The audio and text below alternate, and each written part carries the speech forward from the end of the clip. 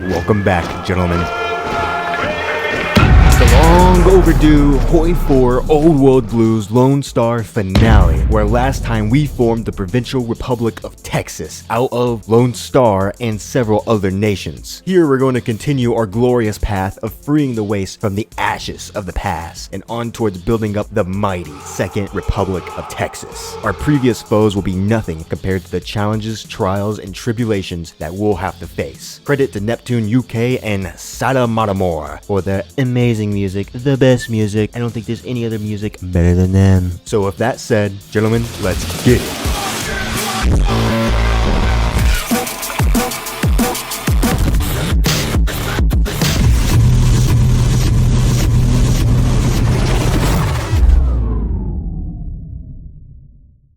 Work the hard, just break the bank. I work the hard, just break the bank. I work the hard, just break the bank. I work the hard, just break the bank. I go to myself to pay the way. Some past does not reflect today. I work the hard, just break the bank. I work the hard, just break the bank. I go to myself to pay the way. Some past does not reflect today. Get in line, listen, but if you pull out a weapon and it's too up in your melon, fuck Louis V, face flexing. With the pressure, in the summer working mad hard like I am a slave. Got my tickets to the show, but you ain't getting up on stage. Riding in a ghost like a Nicolas Cage. Yeah, nigga do the most, but you ain't running this face.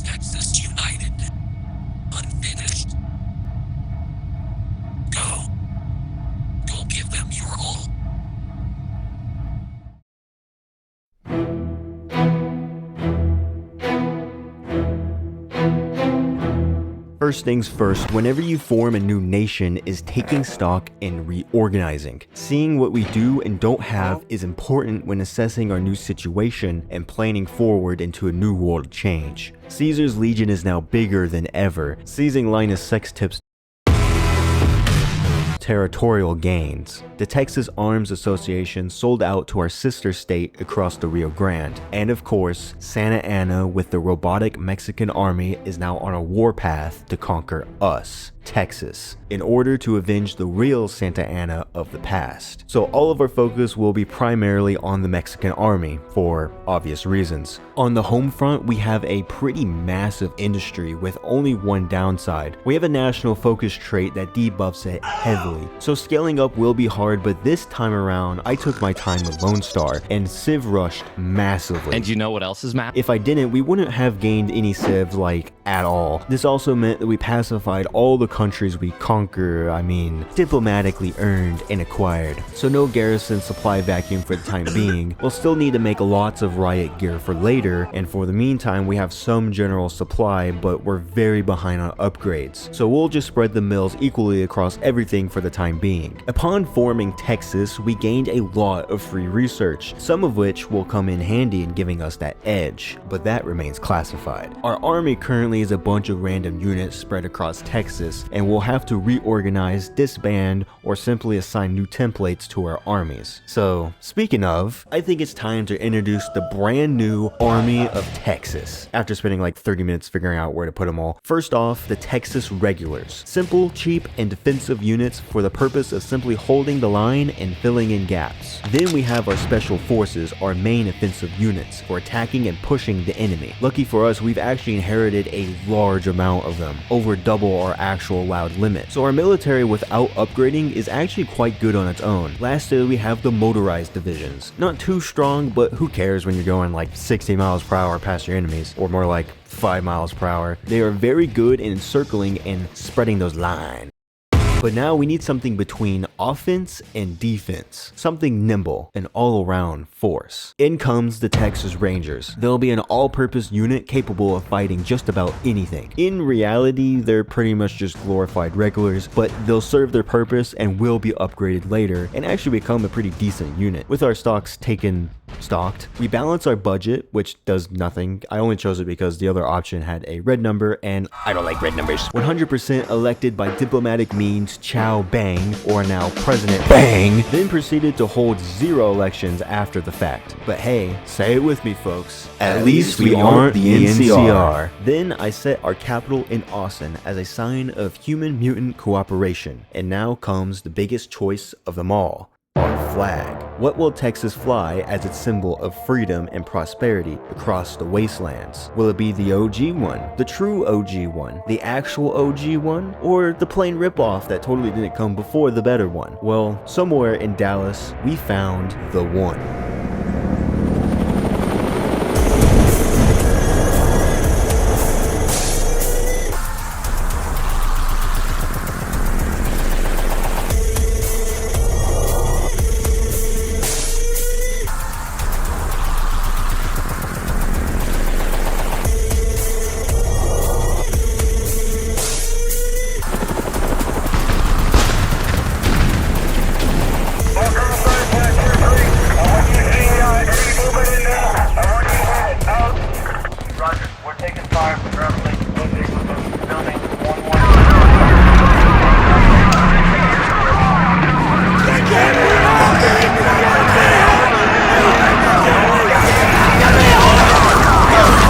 Look up there!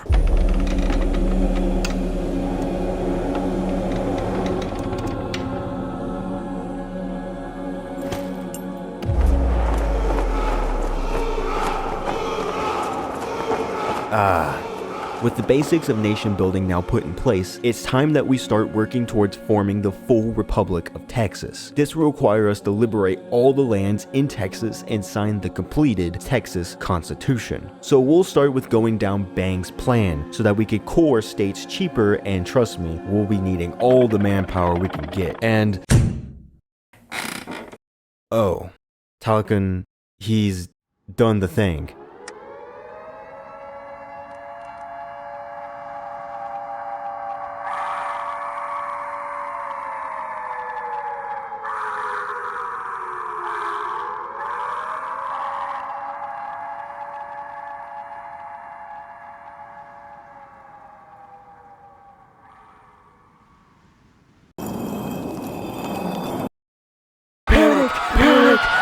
Alright, so why is Talcon dying a bad thing? Well, it's pretty much written into his fate that he'll die. So this means around the same time every playthrough, Santa Ana will invade shortly after Nuke Daddy's death. So we have about, however long it takes to complete a focus until he comes after us.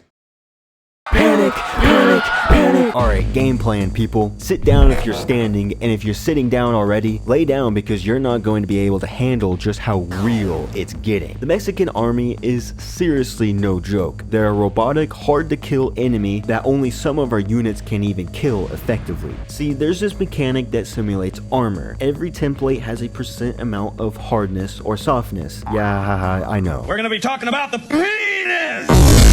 If we look up here, we can see two main attack stats, soft attack and hard attack. Each one, as you can imagine, can only affect either hardness or softness. Soft attack can only hurt softness, and hard attack can only hurt hardness. Our special forces and motorized vehicles have high amounts of hard attack, meaning they can fight robots, while everyone else, which are infantry, can't. This is why we have to make different types of divisions. I have invested a lot into producing anti-tank guns, and most units do have it, but regardless, to fight armor, you just need better armor. So now with our pieces gathered, let's pull up that map and start drawing arrows on the board. Very fortunate for us, Santa Ana invaded Texas in a particular way that narrows at a choke point and widens back out again. This is a perfect point to put out the Nightkin and make a gigantic encirclement, in practice at least. As long as they still have port access, they'll still have supply and won't be considered encircled. Lucky for us, there are only 2 ports not far from our front lines. So if we have the Nightkin rush to seize these ports and cut off the Mexican army's northern half in Texas, we can have our regular infantry pick off the slowly dying weakened northern forces. To smash them even harder, we'll have the I-20 patrolmen, now renamed to the Chain Breakers, push to the Rio Grande and get them to cause complete chaos, hoping they'll be distracted enough in Texas, and preferably we can encircle them even further in another massive pocket. But there are some little thorns in our side that we'll need to account for and make sure we don't overlook. There's this little peninsula that isn't strongly fortified or defended with many troops, but we'll have to be quick and take them out fast to seize this peninsula's port. Because Old World Blues, as you probably noticed, have navigable rivers coded as crossable seas, on this peninsula is a crossing that we can use to further push into Texas, opening another front. Now comes the even more annoying thing.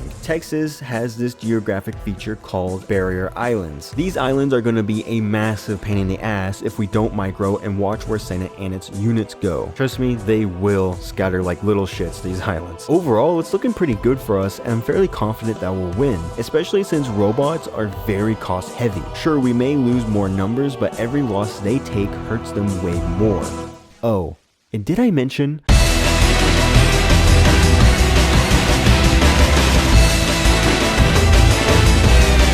The boys at the Texas University have been hard at work researching all the latest tech, our most major edge now being the air. As you can imagine, having airplanes in a world where people are still living in the ruins of the past gives you a major advantage. We've also upgraded our infantry rifle from shitty revolvers to not so shitty laser muskets. We also will have a lead in industry later in the game, because at the bottom of this path on the Lone Star focus tree, there is a tech that allows us to go into better industry research. Back on the Santa Ana front, tensions are getting higher. Disputes, skirmishes, and squabbles are happening more and more often. The air is changing and war is seemingly on the horizon. To back up our regulars, we've trained up some Texas Rangers, which has put us back on machine guns, but we'll be fine. Another great thing we've inherited too is that the old leaders are now generals. Rusk, Kreitz, and that roller skater chick are pretty damn good generals. We've also assigned our good man Edward Rusk of the Texan Brotherhood to be our 6-star general of the armies. Besides the Rangers, all of the armies are trained up and ready to go. Even the new Texas High Guard is fully trained. I think this is it. Everything is in place. Everyone is ready. All we have to do is... Sir, it's Santa Ana. What does he want? Ah, I see.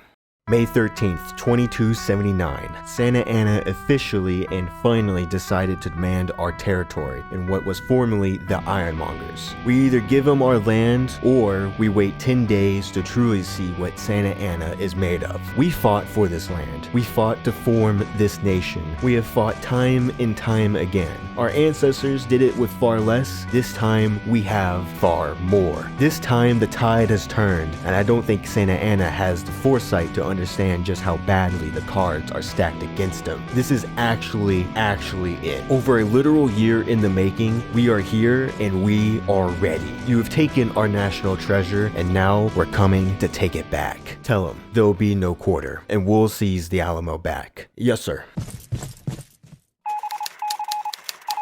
Sir, he said something back. What did he say? He said only 4 words, sir.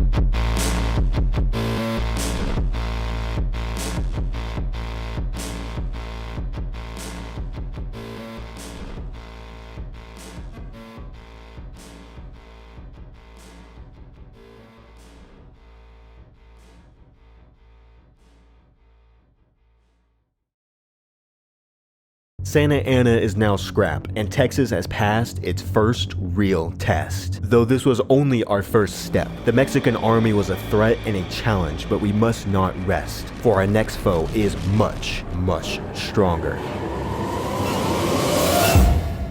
Analyzing our previous war, we did amazingly well, but of course, the trouble of finicky front lines and all-around micromanagement cost us more lives than necessary, and our plan of seizing the ports didn't necessarily play out. In hindsight, joining Unity of Austin against the Super Mutants was a smart move, because it gave us the perfect border with Santa Ana to counter his invasion. It seriously can't be understated how important it was that we sucked up the Ironmongers, because it put us dangerously close to the Rio Grande River, making the narrow pitch in Santa Ana's Texas holdings. Ultimately, Santa Ana just didn't have enough troops to counter us. We quite literally just had more bodies than he had robots. Regardless, we won. We won with minimal loss of human life, and now the citizens once under Santa Ana's rule are now free.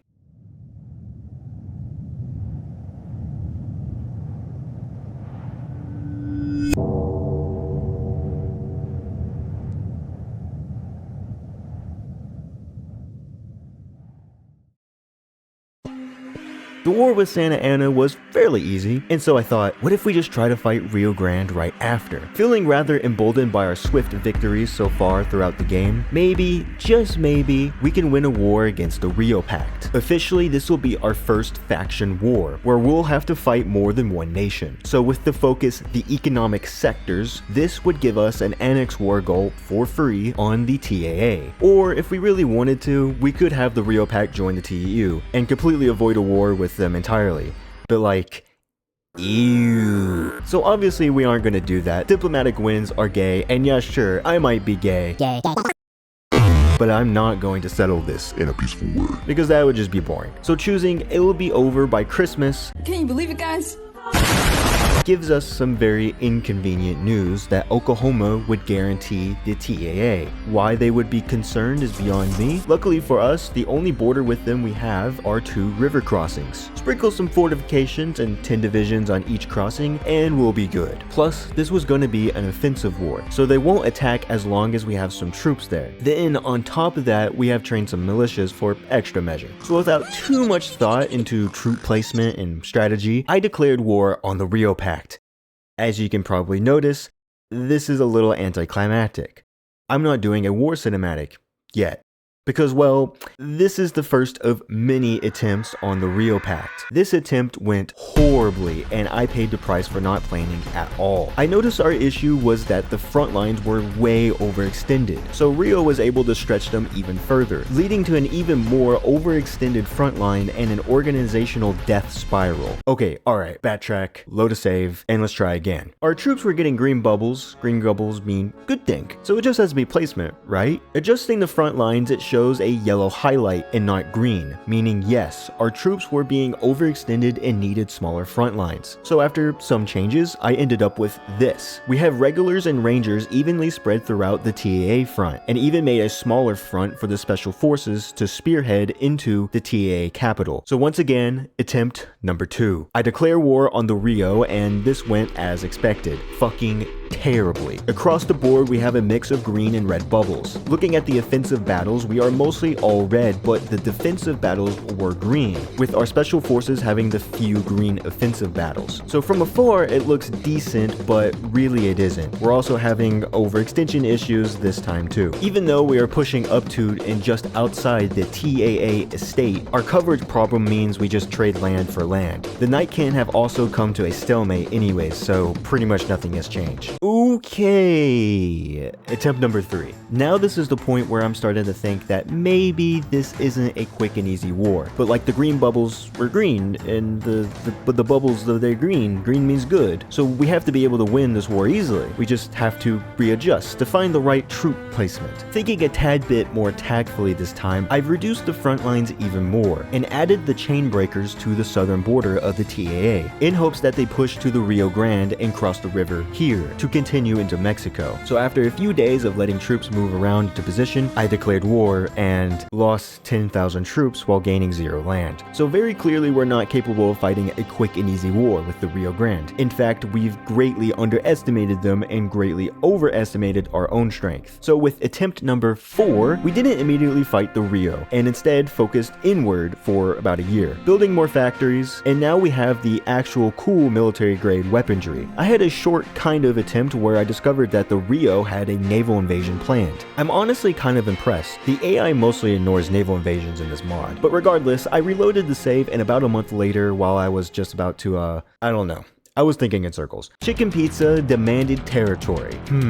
Alright, fine. Guess we could test our skills on Chicken Pizza. They declared war and we started to absolutely wreck them. This gave me a good boost in my spirit and showed that my army isn't that bad. Just a little. Partway through, we had just a small, very inconvenient issue. I tried my damnedest to fight on 2 fronts, and I reloaded back to the same save, and you know what? Let's just attack them. Maybe it'll work this time. Yeah, it'll work. Hey, look, we're winning, and we lost 10,000 troops even though we only have 3,000 deaths. Oh, and our war support is down? I wonder why that must be. Okay, alright, back it up. Let's rewind this shit and reload back to the Santa Ana War. I'm going to cancel the economic sector's focus and choose construction engineering instead. Going into the Rangers template, I thought to myself, fuck it, let's play dirty and add a battalion of tanks. That should do the trick, no? Alright, rewind and build a 300-mile long line of bunkers. Let's call it the Uvalde line. Chicken Pizza demands land and they just want the tip of our phallic-shaped Mexican territories? Alright, let's just circumcise ourselves. Hey, look over there, Rio, I just stole the TA. Fuck you, surprise war. It's actually pretty well until... Why? When Rio demands for the lands of what used to be Santa Ana, well, of course, we don't give it over, but the OG Mexicans, who, mind you, demanded this land from us, gives it to Rio when they don't even have a fucking border with them?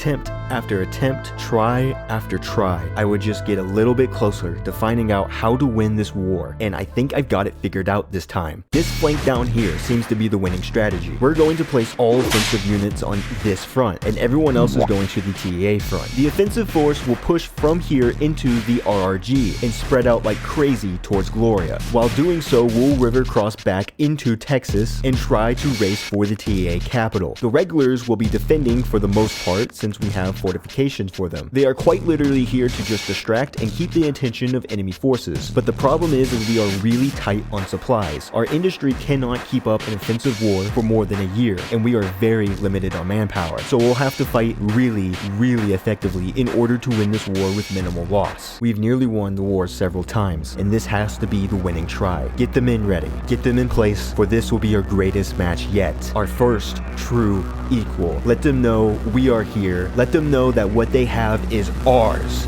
and let them know that we are.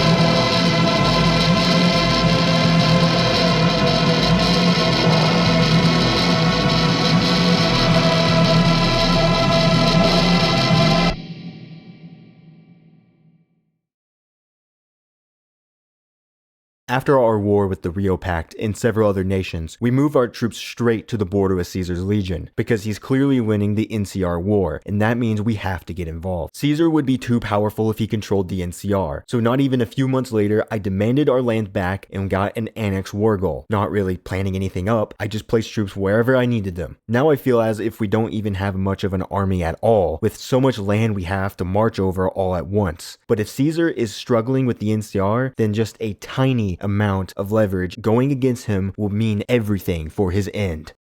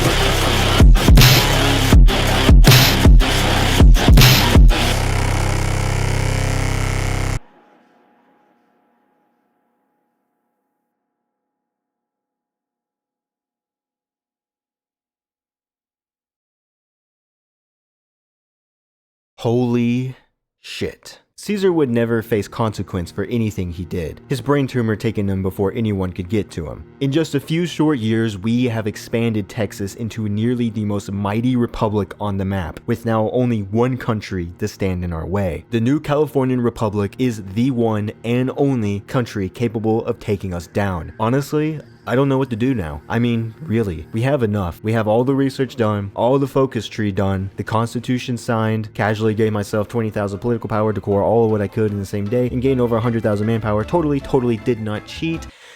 No. So what now? Well, I'll give you two options. The NCR and Texas are both republics to some legitimate degree. We both have massive armies. We both have the same vision for America. We both have massive industries and economies and population. So much in common and yet still two nations. This is the diplomatic option, the pen or the sword.